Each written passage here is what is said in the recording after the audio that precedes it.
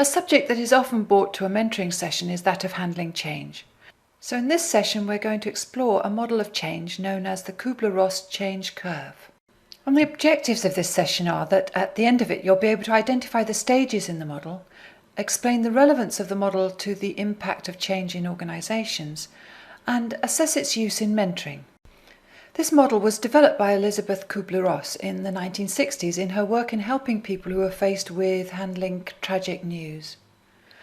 It was published in her book on death and dying in 1969.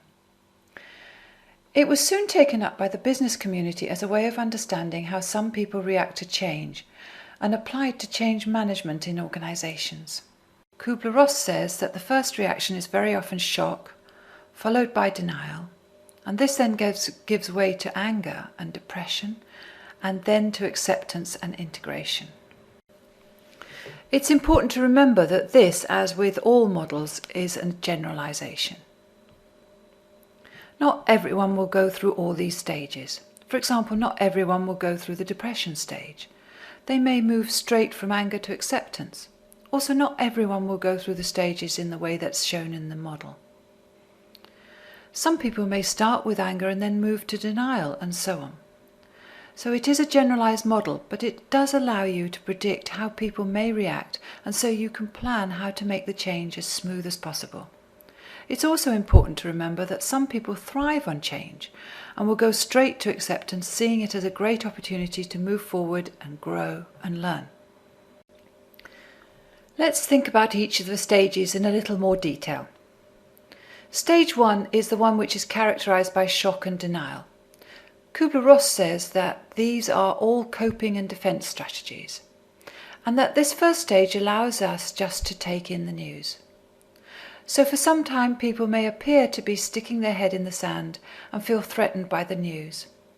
It's often a stage of numbness. It's as if our body is providing this to keep us from too much pain whilst the news sinks in. This is the stage where people will say things like, "This can't be true, they don't mean it, I can't believe it." Stage 2 is often characterised by anger, which can be followed by depression. It's when we realise that the change is real and is going to happen, and at this point the anger is often directed at blame. Blaming someone or something outside of the person, and frustration because no one is accepting the blame, rather than accepting the change and turning it into an opportunity. After this, a person can then let it run into depression. This is where apathy sets in. Well, there's no point in carrying on with anything. Why should I help them? There's no point.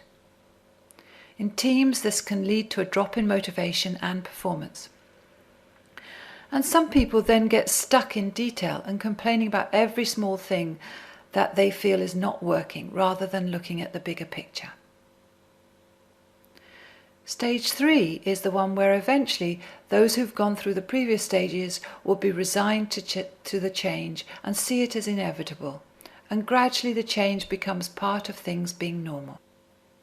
For some people this can be a very creative time, which is seen as an opportunity to move forward and be proactive in moving forward.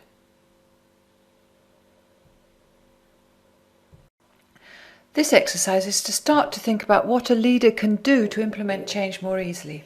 Write down what you think would be important for a leader to consider in each of the stages so that they can introduce the change as easily as possible. There are many answers to this question, but it's good to start to think about resources and actions that you can take to help. In stage 1, you may have openness and honesty, because building trust becomes very important in this stage. As people are coming to terms with the news, they will want to know that they can trust the source of the news, and that that source will continue to provide them with trustworthy sources of information. Explanations are important, so that the person fully understands why change is happening and its implications. Then we have allowing time. As this stage is the one to allow people the time for news to sink in, it's important to give people that time.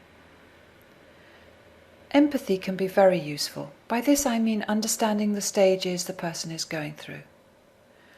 And listening is vital to discover what is happening with the person, what stage they're at, what support they need to best help them move forward.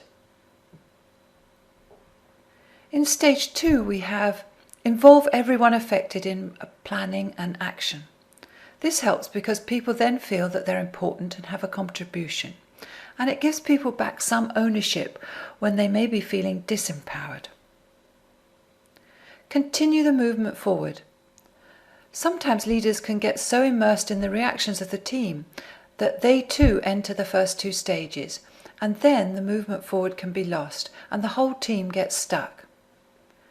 It's vital to provide support and feedback, but with the understanding that the change is going to happen.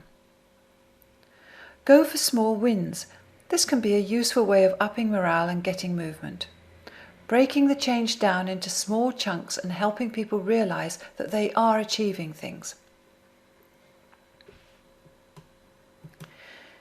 In stage 3, you may have included persistence to keep the movement going, and celebrating achievements and acknowledge the skills and the bravery that has resulted in these achievements.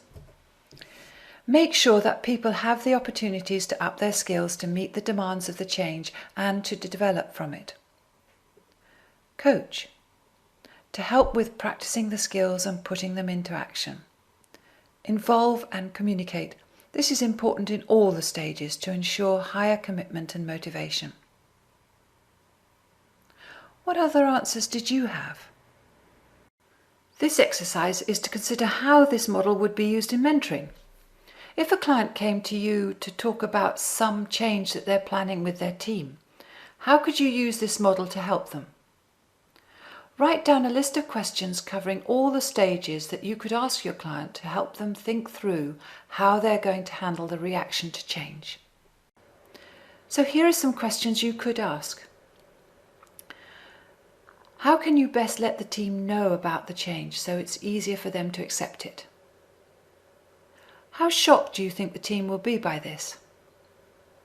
How will you handle that? What can you do to handle any denial from the team? How can you keep in touch with the team to handle any frustrations that they may have? How will you handle it if members of the team turn to blame as a way of deflecting moving forward with the change? What plans do you have to inspire and motivate the team throughout this process?